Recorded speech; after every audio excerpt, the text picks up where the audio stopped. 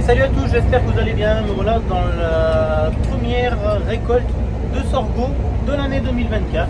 Ça fait très longtemps que j'avais pas moissonné des sorgho, moi du coup, depuis l'époque où j'étais chauffeur de batteuse. Ben voilà, je vous fais voir ça tout de suite.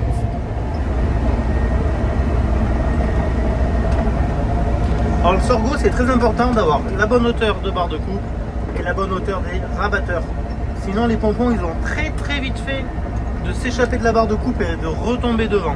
Donc là, il faut être très précis sur la vitesse des rabatteurs, la hauteur des rabatteurs et la hauteur de la barre de coupe.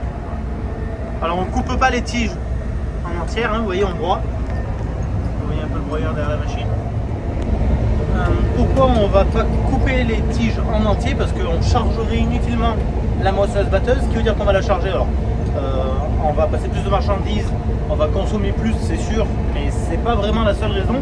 C'est que le fait de la charger, on va venir charger les secoueurs et charger les grilles, ce qui va nous réduire considérablement le débit de chantier, ce qui va nous faire du grain moins propre, parce qu'il y a toutes ces impuretés, toutes les feuilles et toutes les tiges qui vont être passées dans le batteur, ça va faire plein de petits bouts, et donc ça va venir salir le grain. Donc là, bon, avec le soleil on voit pas bien, mais voilà, le grain est super propre. Le grain est super propre, la machine a un joli débit, je suis à 4,5 km/h.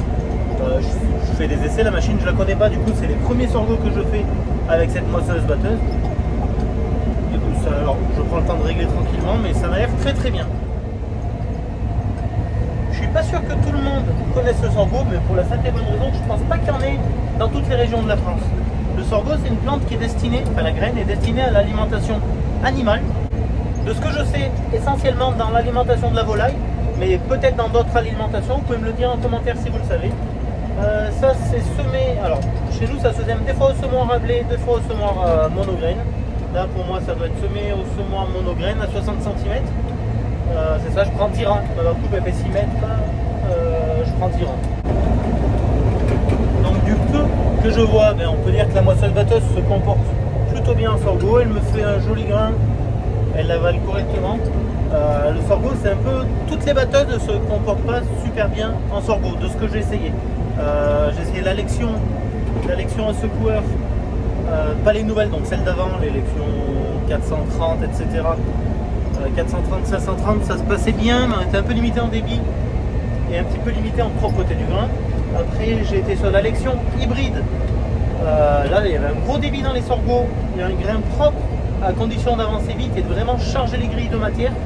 Sinon, dès qu'on était dans les manœuvres, forcément, il y a plus de saleté qui rentrait dans le grain, et dans les manœuvres, c'est là que le grain se salissait un petit peu.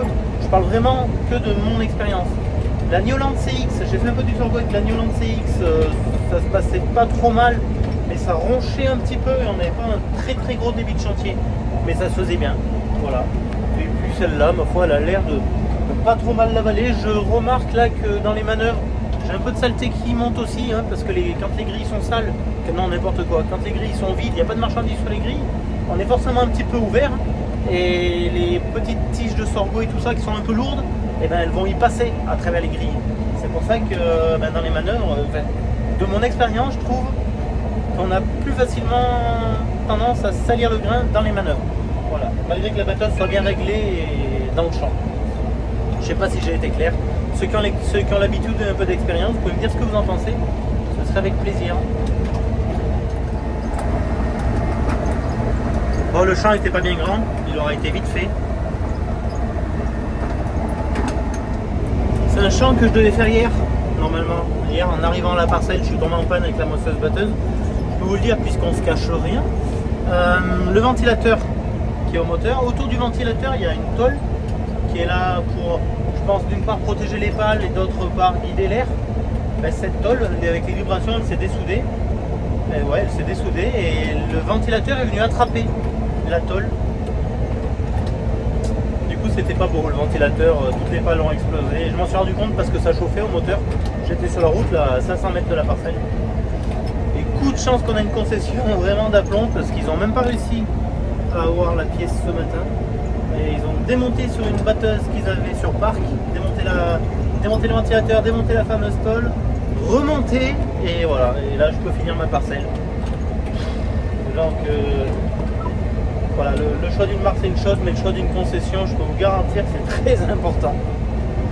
Bon allez, je vous mets une petite photo du ventilateur pour que vous vous rendiez compte dans quel état qu'il était le pépère et qu'on pouvait pas travailler comme ça.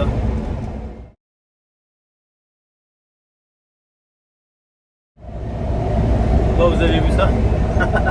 Bon, c'est les aléas. En tout cas, un grand merci aux établissements payés pour leur réactivité, c'est très agréable. Bon, on s'est rendu compte qu'il y a une modif qui avait été faite aussi depuis, la tôle est plus du tout la même, le carter est plus le même autour. Donc c'est-à-dire que c'est un problème à mon avis qui devait être connu. Voilà. Bon, et sur ce, je finis ma parcelle de sorgho, la parcelle de sorgho qui n'était pas très grande. Je finis ça et je rentre tranquillement à la ferme. Je suis content.